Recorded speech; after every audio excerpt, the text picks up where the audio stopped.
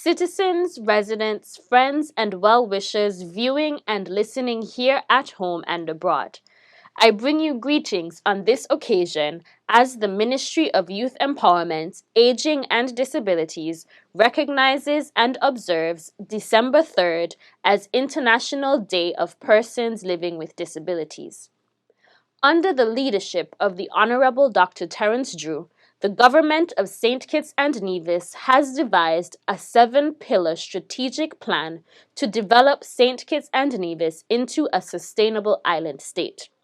The achievement of this worthwhile goal is only possible if all our citizens and residents are seen as active agents of change in our communities. Unfortunately, though, the reality is that different groups among us have been systematically excluded. This includes persons living with disabilities. Persons with disabilities are estimated to be approximately 10 to 15% of our population. Or persons with disabilities are at a greater risk of accessing quality education, leading to higher rates of unemployment and underemployment, and eventual poverty and increased vulnerabilities. Oftentimes, it is not the individual's physical, developmental, or mental disability that restricts them, but rather the social and physical barriers, including the absence of legal protections and the ever-present stigma and discrimination that often leads us to only seeing the disability and not the individual. So today, we join the international community in celebrating and recognizing the International Day of Persons with Disabilities under the theme United in Action to Rescue and Achieve the SDGs for, with, and by persons with disabilities. The Leave No One Behind principle, which underpins the achievement of the Sustainable Development Goals, suggests that disability, like gender, is a cross-cutting issue that must be given due attention in the implementation of all the Sustainable Development Goals. Very shortly, I will present to the Cabinet our initial report to the UN Committee for the Convention on the Rights of Persons with Disabilities. This report will outline how our nation has sought to improve the lives of persons with disabilities, but most importantly, it will point to our gaps and challenges that require immediate attention. The government has already demonstrated its commitment to full inclusion and participation of persons with disabilities through the establishment of this ministry and the creation of a unit for disability services.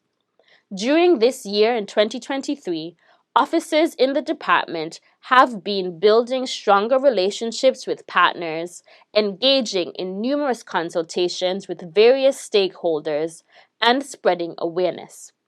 The mandate of disability services is to prioritize engagement with persons with varying disabilities, along with relevant stakeholders and community allies.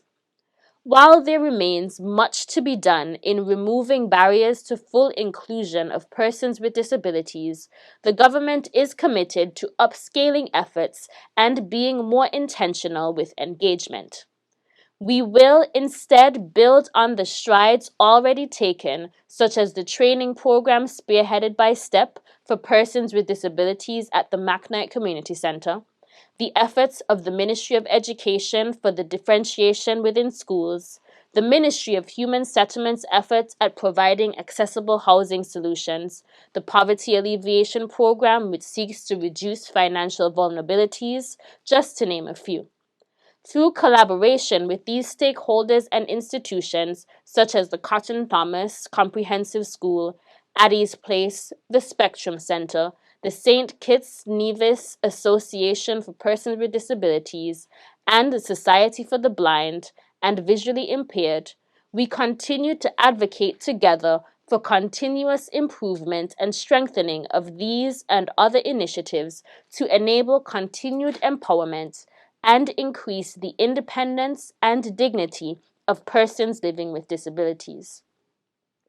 The Ministry of Youth Empowerment, Aging and Disabilities will work to support the implementation of accommodations in the workplace.